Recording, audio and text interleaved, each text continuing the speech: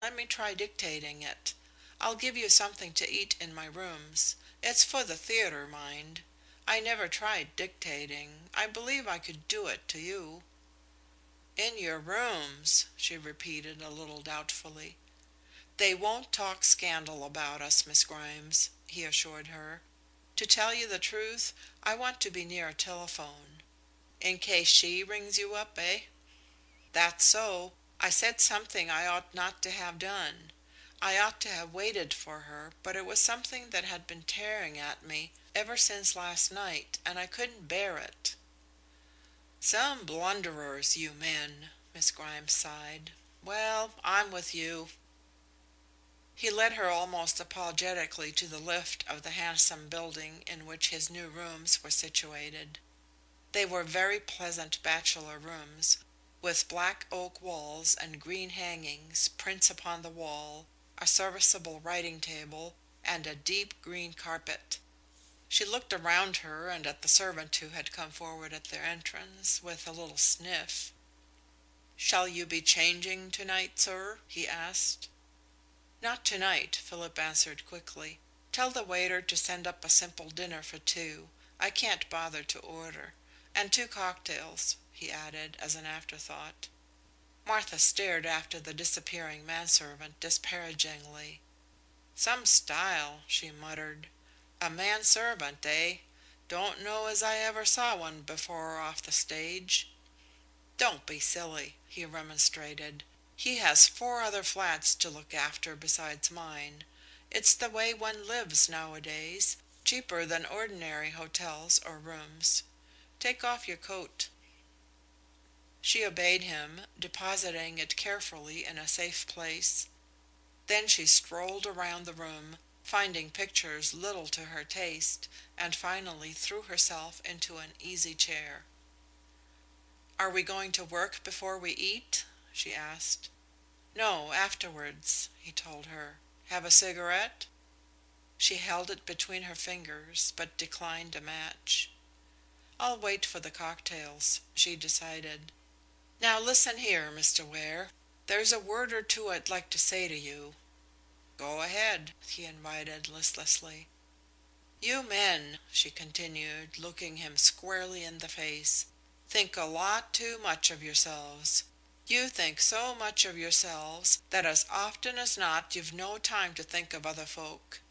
A month or so ago who were you? You were hiding in a cheap tenement house, scared out of your wits, dressed pretty near as shabbily as I was, with a detective on your track, and with no idea what you were going to do for a living. And now look at you. Who's done it all?" "Of course, my play being successful," he began. She broke in at once.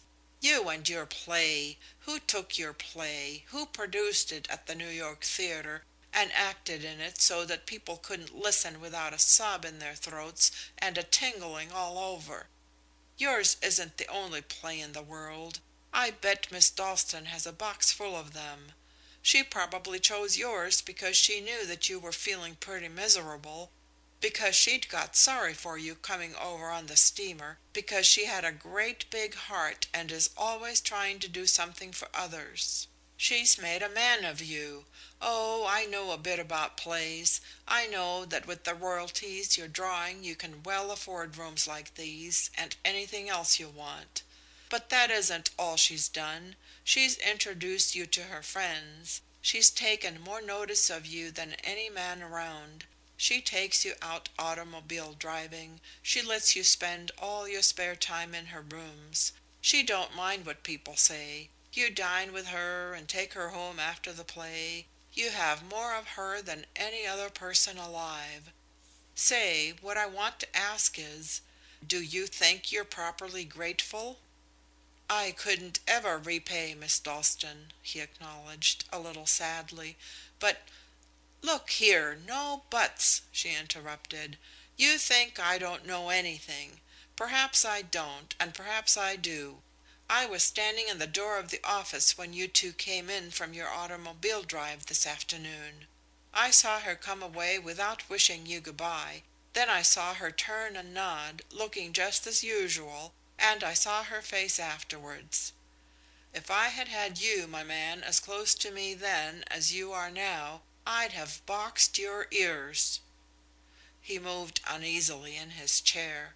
There was no doubt about the girl's earnestness. She was leaning a little forward, and her brown eyes were filled with a hard, accusing light.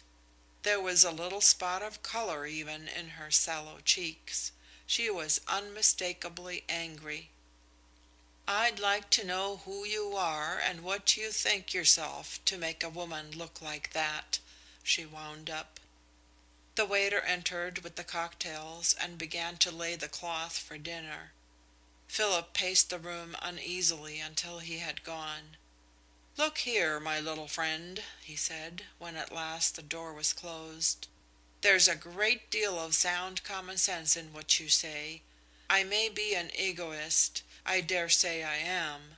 I've been through the proper training for it, and I've started life again on a pretty one-sided basis, perhaps. But have you ever been jealous?" "Me jealous?" she repeated scornfully.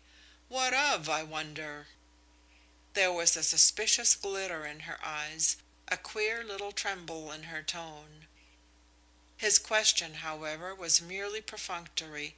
She represented little more to him at that moment than the incarnation of his own conscience. "Very likely you haven't," he went on. "You are too independent ever to care much for anyone. Well, I've been half mad with jealousy since last night.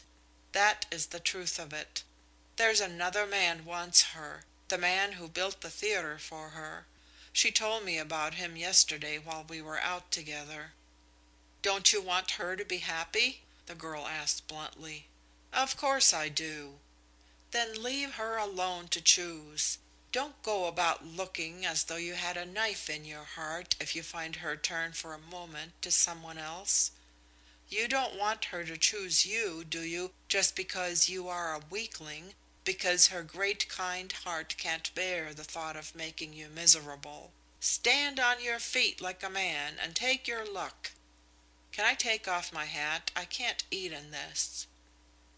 The waiter had entered with the dinner. Merton opened the door of his room and paced up and down for a few moments, thoughtfully. When she reappeared she took the seat opposite Philip and suddenly smiled at him, an exceedingly rare but most becoming performance. Her mouth seemed at once to soften, and even her eyes laughed at him. "Here you ask me to dine," she said, "because you are lonely, and I do nothing but scold you. Never mind. I was typewriting something of yours this morning. I've forgotten the words, but it was something about the discipline of affection. You can take my scolding that way. If I didn't adore Miss Dalstan, and if you hadn't been kind to me, I should never take the trouble to make myself disagreeable." He smiled back at her, readily falling in with her altered mood. She seemed to have talked the ill humor out of her blood, and during the service of the meal she told him of the comfort of her work, the charm of the other girl in the room, with whom she was already discussing a plan to share an apartment. When she came to speak, however remotely, of Miss Dalstan, her voice seemed instinctively to soften. Philip found himself wondering what had passed between the two women in those few moments when Elizabeth had left him and gone back to Martha's room. By some strange miracle, the strong, sweet, understanding woman had simply taken possession of the friendless child. The thought of her sat now in Martha's heart, an obsession, almost a worship. Perhaps that was why the sense of companionship between the two, notwithstanding certain obvious disparities, seemed to grow stronger every moment. They drank their coffee and smoked cigarettes afterwards in lazy fashion.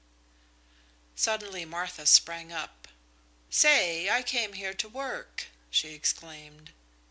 "And I brought you under false pretenses," he confessed. "My brain's not working. I can't dictate. We'll try another evening. You don't mind?" "Of course not," she answered, glancing at the clock. "I'll be going.